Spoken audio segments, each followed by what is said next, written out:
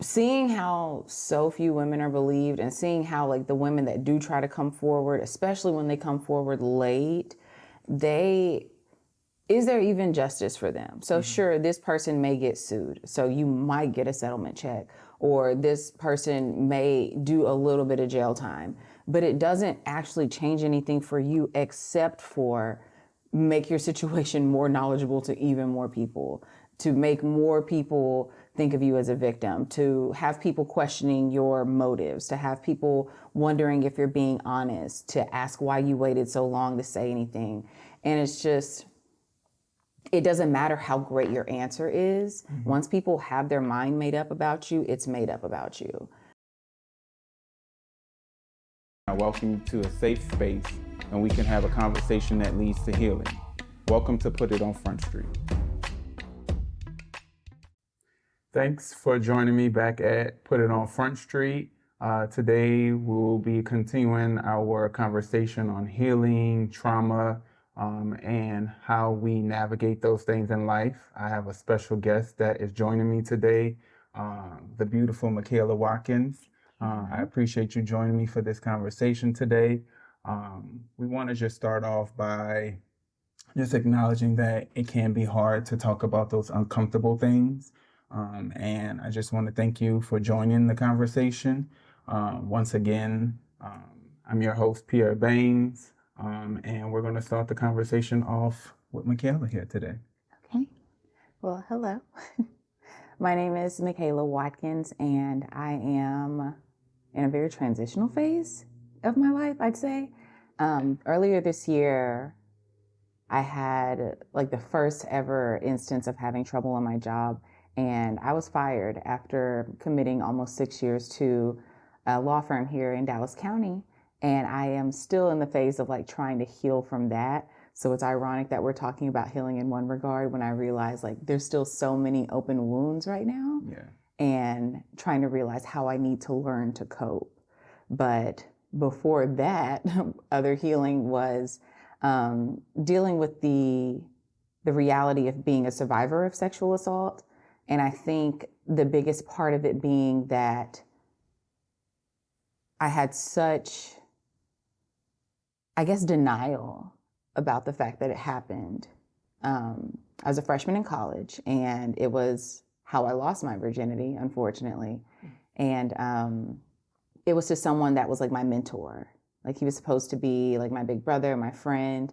I had talked to him about so many different things. Like, you know, he was, I believe, a junior or a senior on campus, and I was a freshman. And I would talk to him about like life, about involvement on campus, about the different things that he had accomplished. And I had heard so many negative things about him. And like, apparently he was domestically abusive in his past relationships. And this was back in 2006. And people weren't as sensitive as we have kind of slowly started growing to become now. Yeah. And people even joked on the fact that he had been abusive, physically abusive to girlfriends. They would give nicknames to women that had been physically abused by him. And he was so charismatic that people just believed it couldn't be true. Like, there's no way that he would do that. Like, no way that he could be that kind of guy. And then there would be people that maybe saw it happen, or people that had seen bruises or injuries on these previous partners of his. And they would speak up and people would basically shun them. It was like he was a demagogue on campus of sorts. And it was intimidating because how can you speak out against that? Yeah. So you felt, of course, so many different emotions, but knowing this power that I guess he possesses, or that people have put him on this pedestal, now you feel like if you spoke out against him, you'll be just another nameless person. Right. So, a lot to unpack, of course, but losing your virginity in that type of way, how was that journey of like trying to self heal in that ordeal? You know, when a lot of women, you go through these experiences, you have like one of two choices. You can either It's like fight or flight, but it's in a really sexual way. So you have some women that will just become hypersexual, and then you have some women that will just like abstain from sex in all capacities. I pretended it never happened. And in my mind, I was still a virgin. I wanted to wait until I was married for sex, and that was it. That was my desire. The unfortunate part was in this journey of pretending that it didn't happen, I acknowledged it in this small capacity because I tried to get myself to forgive someone who did not think they did anything wrong, and also to force myself to love someone that I knew did not want to be with me in that capacity. Like, he literally told me to my face that we would never be together because I'm not light-skinned with long hair. Like, he was that egotistical. Narcissistic, you can call it whatever you want. I'm pretty sure he fits numerous categories, but it started to deplete me in a sense of I'm not good enough. And that made it even easier, I want to say, to abstain from sex, because I was like, wow, if this person who was the first person to experience me and literally held that over my head for years to come, the first person to experience me can still tell me to my face that I'm not good enough. Like, how am I supposed to believe that anybody else is going to think that I'm good enough? So I just kind of like focused on school. I honestly did not date at all in undergrad, like at all. I transferred schools after sophomore year to traumatized. Got to the university that I graduated from, and I became involved with the mock trial team. So it was kind of another way for me to just kind of keep running away from problems, because our team, like, we traveled at least once a month to different universities, be it in South Texas or just across the country. So that was my 19 or I guess 20, 21-year-old self finding a way to keep like running away from it, because all I could think about was, as long as I'm in DFW, I have the potential to run into him. And I didn't tell anyone. It happened in 2007. I didn't tell anyone until 2013. Wow. I told no one, because I thought if I could just push it as far back in my mind as possibly imaginable, then I can just carry on like this never happened. Yeah.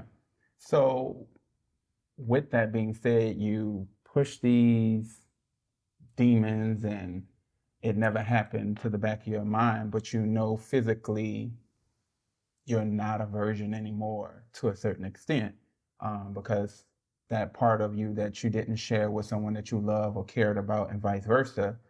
How would you explain that to like a partner that you get with and that, you know, loves Micaela as beautiful as you are inside out? How would you explain that trauma, or would you? And that was where like things finally got sticky when I was 24. I was like, you know what, at this time I'm bartending, doing the bottle girl thing. Obviously, it's a very hypersexualized industry. Yeah. And, you know, growing up, I had kind of grown to, it's not to say that I was averse to sex. It's not to say like, oh, I don't want to be sexually active or anything like that. It wasn't to say that like my libido died with it in my early 20s, because that's just not true. It was just that I wanted it to be right, and I wanted it to be with someone that loved me, and blah, blah, blah, blah, blah. And eventually I just felt bad because I was lying. I didn't want to tell anyone, hey, this is my truth. I was sexually assaulted. That was how I lost my virginity. But in my mind, I'm still a virgin, you know, whatever. I didn't want to say that. Every time like I met a new guy, or every time I started dating someone. So at 24, this is so foolish. I had a friend who like had a great reputation sexually, and we were really close friends. He still to this day does not know that that was like my actual truth. Like, we're not friends like that anymore. So there was no reason to just come back to him the years later when I started to accept it for what it was. Yeah. Hey, just FYI, he didn't care. I promise he didn't care. But I had a friend, I told him, like, listen, I'm getting too old for this. Would you be opposed to us just getting one in and moving it on? Yeah. And he obliged. It was cool. So random, but it was just, I didn't want to find myself falling in love with someone and I have that dishonesty with them. And I had to be honest with myself that even though that wasn't the way I wanted to lose my virginity, that my virginity was still gone. And it was really hard to come to grips with because I didn't tell my family, like I didn't tell my friends, as I said, until like 6 years after. So I was just kind of dealing with it on my own. And the only way I could deal with it, like I said, was just to pretend like it didn't happen. But as you start to feel sexual desires, like even more, or you feel them intensify and things like that, or you start to find yourself in a situation where you have feelings for someone, it just wasn't ideal to keep on pretending. I just had to be real with myself and accept the truth for what it was. Better at 24 than now at 36, but it was it was a journey. Yeah. So during this, I would say, journey of self-reflection and healing, do you think that you, looking back, should have told someone so you could have gotten justice or fought against that adversity? Because knowing so many women and young men sometimes that get sexually assaulted, we blame ourselves, or people victimize us like, oh my God, like, you got to walk on eggshells with us, like we're going to fall apart.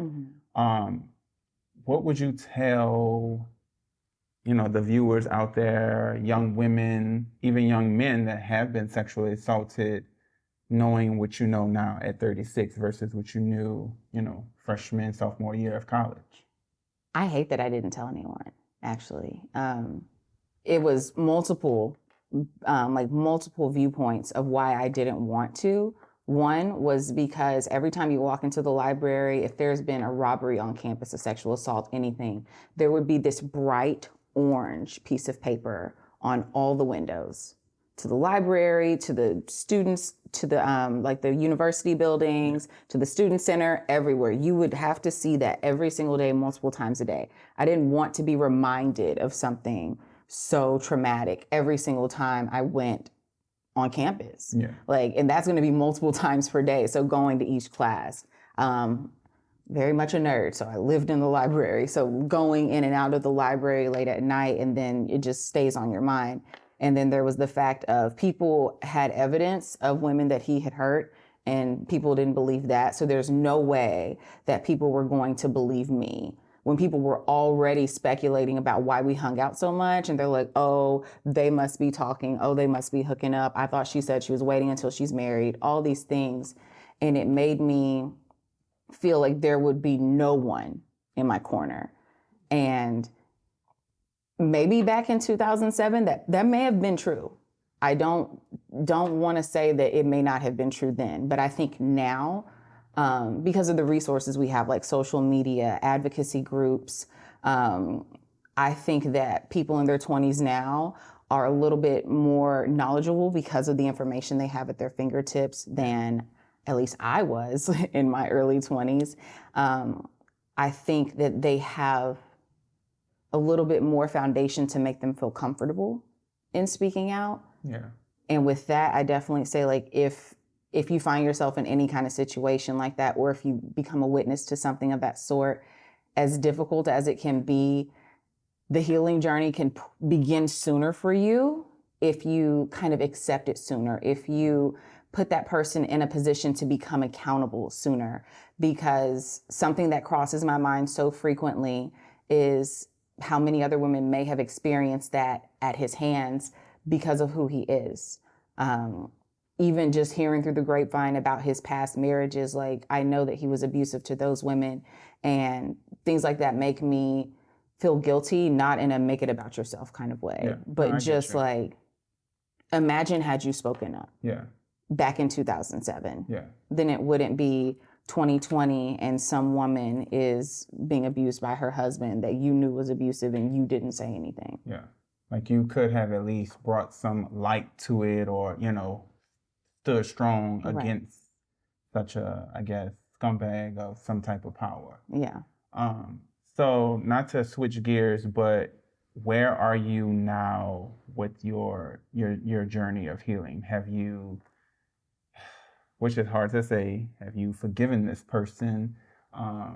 Do you still hold some type of hate or anger? Yeah, take a drink. Towards, this predator. So, 2018, I was convinced, like I kept hearing like, oh, he moved to Florida, he moved to DC, he's anywhere but here. Yeah. Because after I became transparent with someone who wasn't even that close to me at the time, but his girlfriend at the time is close to me. Mm-hmm. So he and I became close through proximity. However, this man was fraternity brothers with my predator. Predator was his dean, all kinds of stuff. So it was, why of all people, why would I tell him? Because we were all out drinking. And I had been in my like, you know what, I'm accepting this for what it is era. And I want to say this was 1 year later, so 2014. Mm-hmm. And because he started throwing in my face, well, you said that you liked me back then, but you end up dating my dean. I'm like, and now it's time to go ahead and start speaking my truth. Yeah. And I told him about like what really happened. And he just kind of like sat there legitimately flabbergasted. Like what you would think a face would look like if they were flabbergasted, that is exactly how he looked. Yeah. And then he looked at me and he was like, something told me I should have checked on you back then. So many people around were allowing this to happen, basically. And unfortunately, I feel like I'm one of them, but I feel like I think so many people were aware of who he was as a person, or maybe even who he still is as a person, but it's hard to speak against people with power.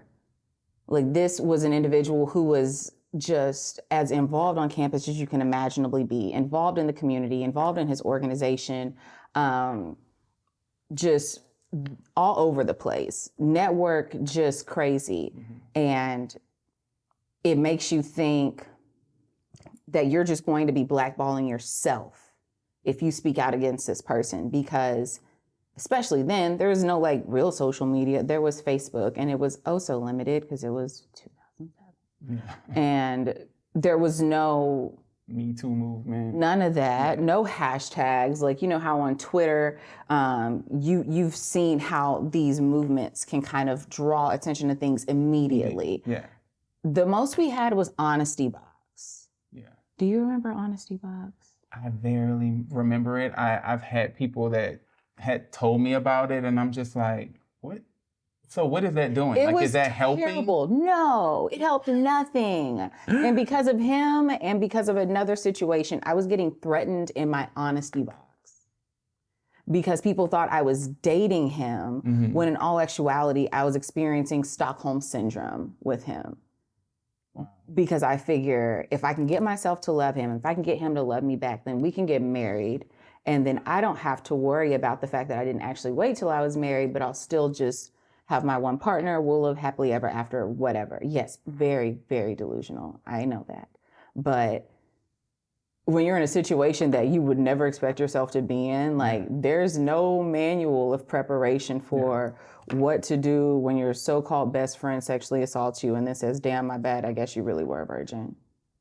Wow.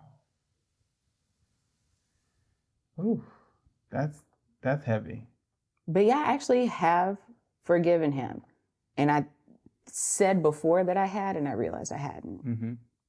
Because I ran into him in 2018. How did that look? I was traumatized. He didn't even notice. I don't think he noticed that I saw him. It was like a bar around the corner from my apartment at the time. And I was out with my line sisters. I was already having just like a weird week. With work, with the guy I was actually talking to at the time, which was also a waste of time, but that's okay. Healing. Yeah. But we went to a little bar, like close to my apartment.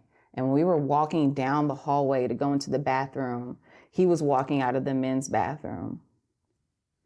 And I remembered like internally I just shut down and my palms got cold and they started sweating, and I just grabbed the hands of either line sister on each side, and I was like, please go in the bathroom quickly, go in the bathroom oh so quickly. And we went in there, and they know the story, and so I told them, I'm like, okay, so rapist is here. They're like, I'm sorry, what? I was like, yeah, that was him in the glasses with the curl in the year of our Lord, just walking out of the bathroom. The man that I thought was either in DC or Florida is right here down the street from my apartment. Like literally, it would be a 5-minute walk to my apartment, 2-minute drive. And not that he would know where I lived, it was just, you are so close to where I lay my head at night. And it just did not sit well with me. And I realized then, I'm like, you haven't healed from this at all. Yeah. You finally told people, all of it came back. Because when I started telling people about it, that wasn't the feeling I felt. Yeah. That same gut-wrenching feeling I experienced when it happened. Yeah. The night before, I took a psychology exam that I ironically made a 43 on, because psychology was just completely twisted at the time. My professor had to pull me aside. He's like, you never do this. Like, what is going on? Yeah. Because it's not only just the physical aspect of you being violated, your mental. Gone. Because you trusted this person, you looked at them as like a big brother, a friend. If you ever thought about it, could be a potential mate, but you violated me in such a way that I can never get it back, and that's, I feel like, a lot of things people don't realize. It's like you can never understand being physical assaulted, whether it's molestation or rape, or beating, getting beat up by your partner, until you're actually in that shoe. Like, you can be empathetic and sympathetic, but till you walk in that shoe, which I pray people don't, but you will never really truly understand it. And so, of course, being so close to you, that made you feel unsafe all over again. So my question would be, how do you think now? Like, would you still want justice? Do you think that it would matter, or would make a difference in how you move forward in your life, or just in general for other women or men out there that have been in that situation? For me, in my situation, I still don't have the desire to go up against someone with that power, because even at this point in life, hearing about the career that he has, he's still an insanely powerful person. And if you would have asked me in February, I still felt like a powerful person. March, things at work started to feel really weird. I was like, something is going on. And people kept being let go. People kept quitting. All these weird things were happening at the office. And then mid-March is when I got let go as well. And that was when I just started to feel all of my power just kind of be stripped from me. And to say going up against him in this powerless stage is... Let's stop you there. You're not powerless. So we're going to speak life, because I have gotten to know you. You're not powerless. But I get where you're coming from when you feel like so many different things are coming at you at different... Life is happening. Yeah. In a rapid situation. But as we've talked before, things happen, but there's always light. There's that flicker of light that we know that's inside of us, that's at the end of that tunnel. Why would you think that it wouldn't matter? I just, just want to know, because I feel like, yes, I've been on that spectrum. I wasn't raped, I was molested, but at a certain point, I wanted to get justice, but I felt, for me, it was the judgment of the family for me. I felt like my family would judge me and be like, oh, no, you've always been gay, so I don't really think that he did this for me, and that was the shame behind it. And that's where the anger came from me, and the fighting and all of the other things that, were bottled up was for me. But for you, I feel like you should get justice. I want you to have justice. And I know that's kind of a little selfish, but I just feel like, with women, it's just a little different, and I can be a little bit biased, and I know I might get a little slack from people out there, but like, you already have it rough, sometimes, people don't believe you already half the time. Like, so now with things that are going forward, it's just like, and all of the things that you said and mentioned about the abuse and the other women, I feel like you have a case. I truly believe that you have a case, and that it would come full circle. Like, it would be a full circle moment. I'm not even sure of the statute of limitations, but I think about just the stress of it. Not even like the pain of reliving it, because trauma and grief, they're ongoing. Like, that's a healing process that you're never just healed from. There is no totality. You just work towards, progress how you can. But I think that having to put my face out there across however many outlets for this, and then to potentially go find those ex-girlfriends who have also probably been on their own separate healing journeys, and be like, hey, how would you feel about this class action lawsuit against your ex and my abuser? And it just, seeing how so few women are believed, and seeing how, like, the women that do try to come forward, especially when they come forward late, is there even justice for them? So sure, this person may get sued, so you might get a settlement check, or this person may do a little bit of jail time, but it doesn't actually change anything for you, except for make your situation more knowledgeable to even more people, to make more people think of you as a victim, to have people questioning your motives, to have people wondering if you're being honest, to ask why you waited so long to say anything. And it's just, it doesn't matter how great your answer is. Mm-hmm. Once people have their mind made up about you, it's made up about you. And as someone who wants to run for political office one day, I don't want that to be the thing that people automatically equate to Michaela Watkins when I'm vying to be your congresswoman or vying to be the governor. You're like, oh, that's the girl that was in that sexual assault case from 2007 and it came out in 2024. Like, I wouldn't want that to be the thing that's stuck in people's minds, when I want my words and my actions and to my values to be something that speaks for me. And I don't want people viewing me as a victim, because I don't think I am. I don't. It is what it is, and it happened, and it is garbage. I hate it. But plenty of things have happened. My pastor was saying today, where you always find you find yourself going through these storms, and you find yourself sometimes in like one that's like, it's just really getting the best of you. And that's how 2024 has been for me. It's like, wow, this has definitely been the hardest year of my life. I won't say the worst, but certainly the hardest.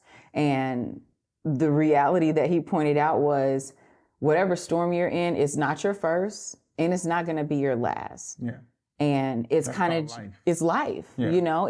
There is no cakewalk for anyone, even the most privileged. Like, life's trials and tribulations are going to happen. Yeah. And I'm in this phase of really having to fight for my life to remain optimistic and to kind of speak life into myself and kind of maintain that value, because just the way that things have progressed this year have been agonizing. It's been painful. I know we were talking about this before, like when we first met, like, I'm still single, and it can be so exhausting because, we're kind of in an era of hookup culture, and yeah.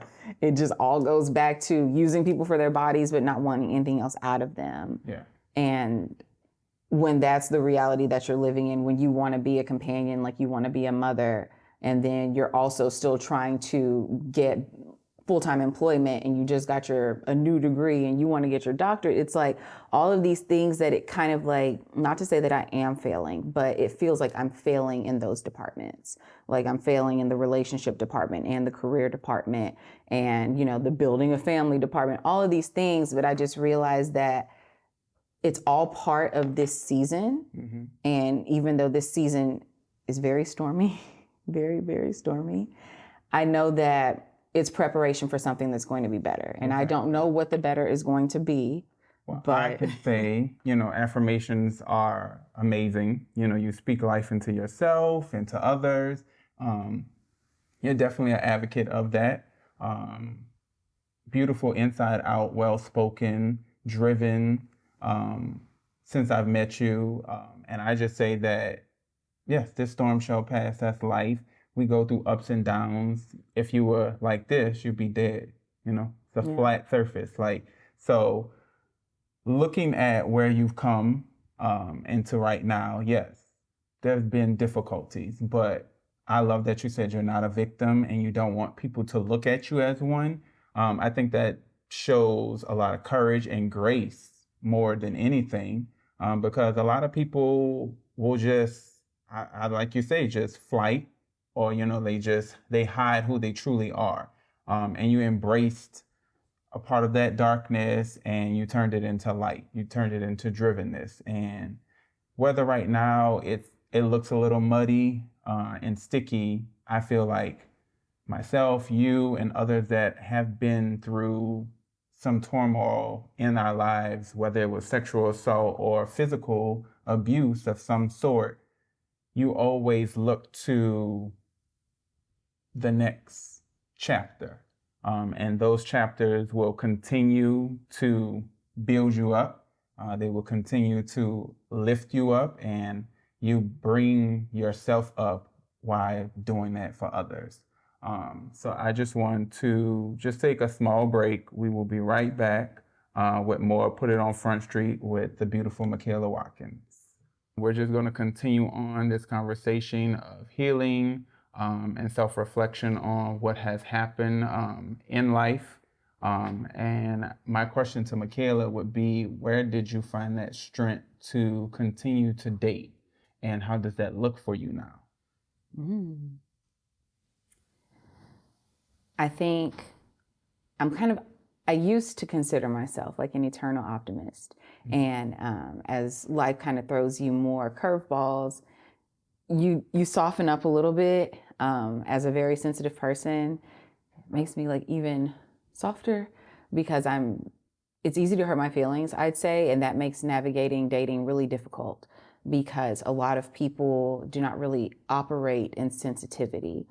Some people don't even operate in kindness. No. So as someone who really does try to make a cognizant effort, like to treat people kindly, not just to be nice, because there is a very real difference, to operate in kindness when people are the complete opposite, or they're just inconsiderate, or maybe they're apathetic, it does more damage.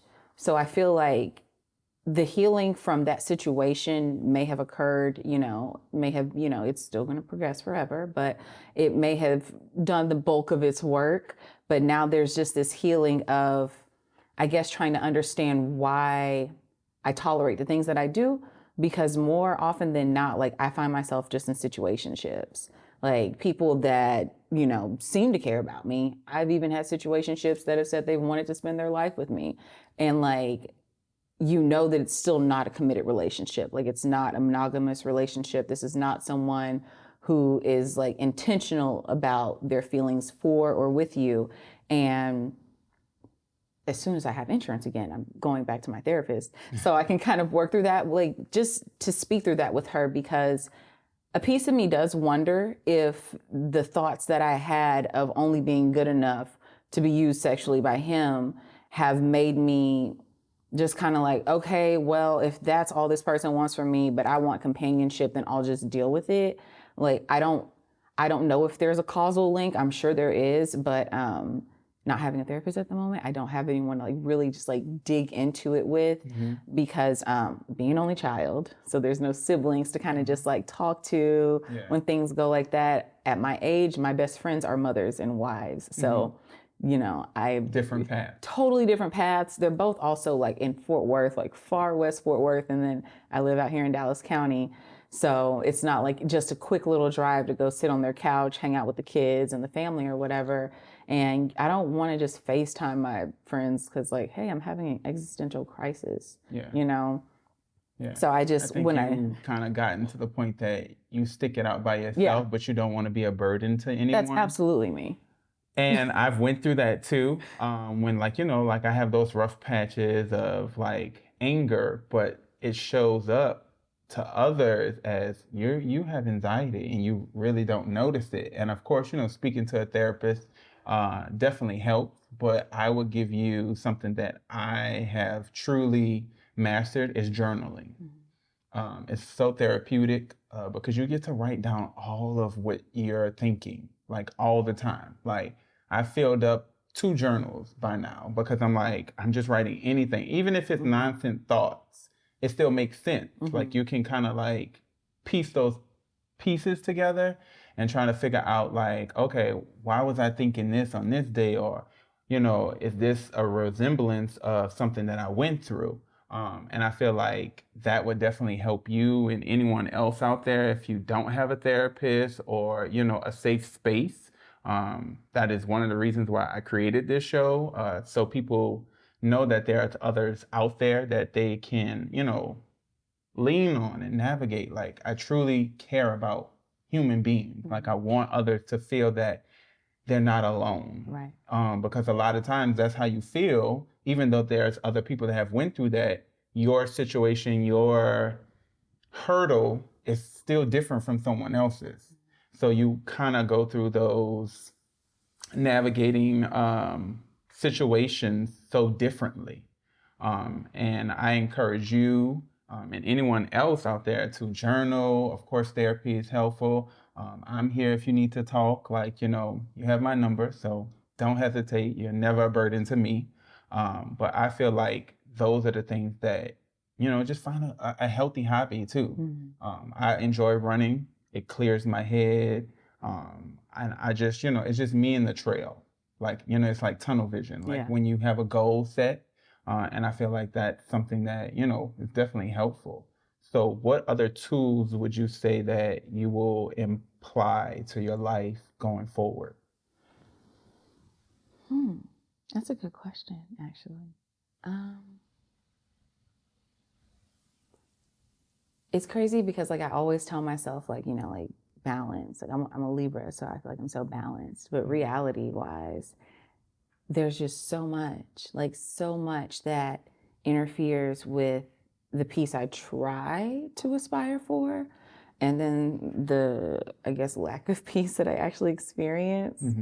And I think that once I can kind of find myself in a place of genuinely being balanced and like genuinely experiencing peace and finding a way to like maintain my center, because like at this phase I'm so emotional with just life as it is and as it's happening to me at this moment that like the slightest things can just set me off. Like not in a violent angry rage or anything like that, but just like trying to get to church this morning, forgetting or not realizing that today was Dallas Marathon. So it would typically be like a 38-minute drive to church turned into like a 1-hour drive. Hour 15-minute drive. And like I felt like my heart rate rising. I felt myself getting upset and like so stressed and so panicked, and I was parked. Like there's no movement that you can do. So learning how to like kind of have that peace be still moment, like there's nothing you can do about this situation right now but breathe. And I think if I were to apply that kind of logic to everything, can I? Well, can I? Sure. Will I? Probably not. But I want to get to a point to where I approach things more level-headedly instead of so emotionally. And I think it can be a strength to be such an emotional person, and it can be a strength to be such a sensitive person, but it can certainly be a weakness. Because when your emotions kind of control you like that, people think like, oh, your emotions get the best of you is a bad thing when it comes to anger or like physical rage. And that's not always true. Because you can become so overwhelmed with emotion that's like sad, or so overwhelmed with emotion that's anxious, that you're not focusing, that you're not functioning well, you're not thinking through things the way that you should, or in the best way to kind of maintain a clear and concise thought process. And me, in my stress, in my panic this morning because of the traffic, if I would have taken the time to like slow down, think it through, I could have actually come up with a better approach to get out of that situation, to get out of that traffic. But I wasn't. I was screaming and I'm like waving my hands and I'm like trying to figure out like, oh, how do I run around this and da da da da da. I almost hit a random little couple in the middle of the street trying to run like speed around a truck. That's not rational. Yeah. It's not healthy. It's not safe. Had they not stopped walking or had I like been much closer to them, that could have been horrible. Yeah. Because I wasn't being rational. Yeah. Because I was letting my emotions dictate my actions. And I think that's the biggest lesson I've kind of concluded from all of these situations. But I look at it, your rationality, your thinking while you're going through the madness, that's a strength. Not everyone can think rationally or even come up with a solution. Even though like you're all over the place, you still were able to get to church. Yeah. Be there on time. Oh, I wasn't on time. Well, you know, the pastor didn't come I made it. You made it. But just to, you know, kind of like get it together. Like, you know, like you're very well posed and you have this light about you. So I feel like that is a strength. Don't look at it as a weakness. We all have so many different emotions. Mine used to come out at, you know, like anger, you know, like I'm quick to just tell you how it is right then and there.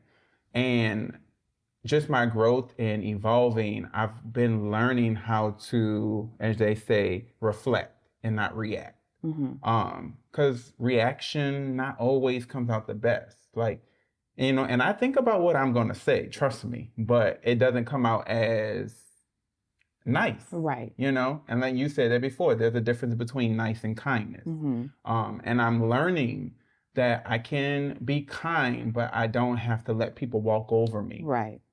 You know, so I feel like with you, you have a lot more strength than you give yourself credit. And I would like to tell you to give yourself grace and understand that you have come a long way. Just in this moment of just opening up and just sharing, that's a strength. That takes a lot. So kudos to you. Do not, you know, take that for granted. And understand that like being sensitive is a good thing, because what if you were so hard and you harden yourself inside and out? You wouldn't have the village that you have now. You wouldn't have people that rally behind you and want to protect you and want to come to your aid, you know, myself included. Like you wouldn't have those, you know, those newfound relationships that, you know, I feel like you're being blessed with. You know, you have more people speaking life into you and wanting you to succeed and are like your biggest cheerleaders now. So don't change who you are because of things that happen or things that, you know, didn't happen the way you wanted. Life is always going to happen, you know? We just have to continue to move forward. We can adjust that rearview mirror and kind of look at where we came from and where we're, you know, going. But don't look backwards, you know? And I would just give you that advice. I would give anybody else that advice. I've applied it to my own life. I don't live in the past anymore. I don't let circumstances continue to define who I am. I define who I am. And you are definitely an amazing person, and just realize that and own that. You know what I'm saying? It's okay to have those moments that you feel a little sad, but you know, smile, like, you know, work through it, you know. And I think that is a definitely big thing that you have done. Like you work through those issues and you continue to do that and you show up for yourself. So before we end, is there any, I would say, like core value that you would want to give to anyone out there that is listening to this segment about trauma, the healings, the triggers? What would you apply to right now? We're not talking about the past, but right now, how would you apply what you have learned about who Micaela is and where Micaela is going?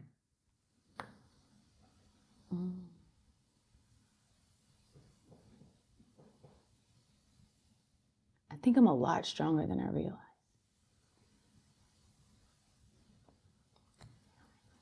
No, let it go.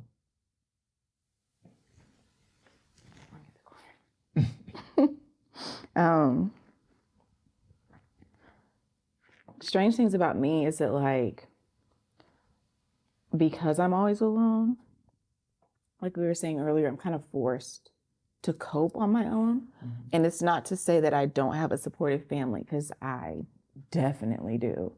So supportive that that's the reason I didn't want to tell them when everything happened, because they would have all been locked up. That would have been it. Like, my family would have been gone, and then I would have nobody. I was like, I'd rather have you all ministering to God's people out here in our church rather than starting a prison ministry away from me. So being cognizant of who they are, I'm blessed to have people that love me so immensely. And I've learned to be more transparent because it allows people to be there for me. Yeah. When I was saying that 2023 was the hardest year of my life, but not the worst year of my life, is because in 2014, I tried to end my life. I had just reached a point where I just couldn't cope anymore. Mind you, this is only a year after I actually started acknowledging this truth for what it was, and actually, like, telling people, like, so let me be honest with you about XYZ. It was starting to relive that part of my past, while also being in a relationship with someone who had a pregnant wife that I was unaware of, and that being the person that we had looked at neighborhoods to buy homes in. We had talked about wedding vows. Like, he had met my family, he had met all my friends. Like, I really thought that this was my soulmate. And when that kind of collapsed, and I mean, it went down in flames because we were coworkers. And then at some point, I helped prepare his interviews, like his interview notes, and redid his resume and all of this for him to go after a position of seniority. So then he became one of my superiors at work. And it just made everything super uncomfortable. And this isn't at my most recent job. It was the job prior to that. And I was there for almost 5 or 6 years also. And it was realizing that in 2014, I can't go back to being that weak again. I can't go back to being someone who is putting all of her value in her. So that was the year I won the Miss Black America pageant. There you go. And I was still, it was after that pageant, literally a week later, that I tried to end my own life because of a breakup with someone who did not go back to his wife who had now had this child. He had taken on a new mistress at the office. So I would say that you had a pattern. Yeah. You had a pattern for powerful men, but men that didn't see your value. And at the time, you didn't see your value. Yeah. You knew you deserved better, but you didn't see it. And hearing these stories shows that you know who you are. You, one, are not going to take shit from anyone. Sensitive or not, you understand your worth. And that is like a big, very learned lesson, to know your worth and not settle for anything and anyone. Because now you know that you'd rather be alone than to deal with any kind of craziness from any other person. Yeah. So these values that you have learned and you've applied them, and you're continuing to do so in such an amazing way, I might add, because a lot of people would have just, like, not just ended, their lives, but, they would have wrecked some shit.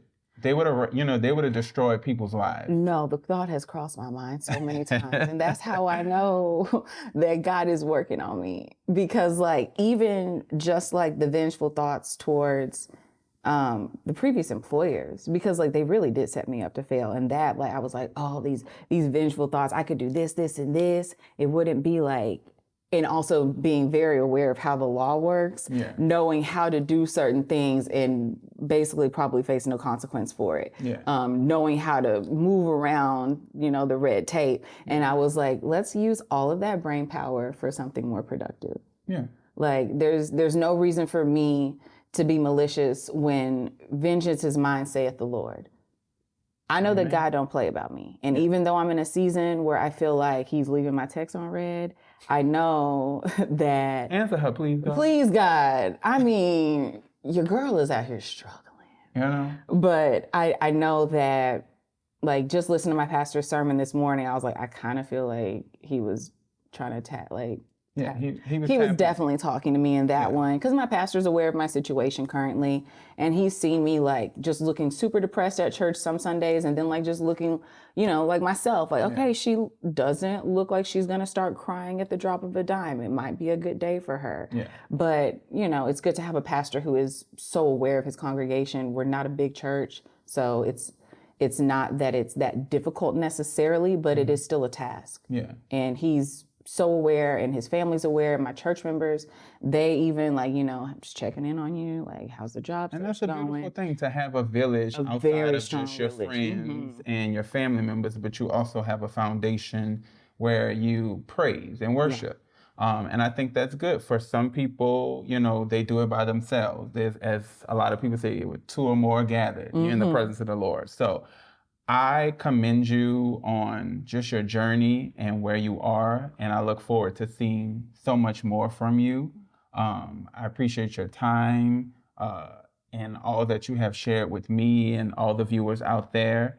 I would say right now we're going to end it on such a positive note, because you have so much grace and courage and wisdom to share with a lot of people out there. What's just one, if it's a sentence, if it's a word, what would you just share to the viewers and just let them know where you are and how Like you about got me, or just like in just in general? Yeah. I would just say keep pushing, because it can't stay this bad for too long. Like, that's something I tell myself, and like I say it jokingly, like it can't get much worse. You don't want to say that, and then like it gets worse, but it won't stay this bad for so long. It may feel like a long time, but it gets better. Like, everything gets better with time. So we want to end it on such a positive note. I want to thank my beautiful guest, Michaela Watkins, again. Thank you for journeying on this journey with me and her. And this is once again Pierre Baines. Put it on Front Street. Until next time.